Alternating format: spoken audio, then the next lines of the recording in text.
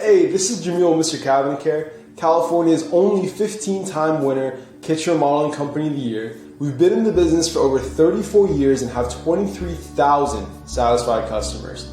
In this next video series, we're going to be talking about some of the repair videos for your kitchen cabinets, countertops, and more. In this video, we're going to be talking about how you can remove your kitchen cabinet doors in 3 steps. Alright guys, so if you ever have a reason to remove the doors from your kitchen cabinet, it's very simple and it requires no tools. So let's go ahead and get started. Step number 1, you guys are going to grab a hold of your door and you need to make sure that you have a good grip on this because after we release the hinge, the door will fall. So we have to make sure that we have a good grasp on this. Step number 2 is to locate the tab that is going to be protruding from the back of the door.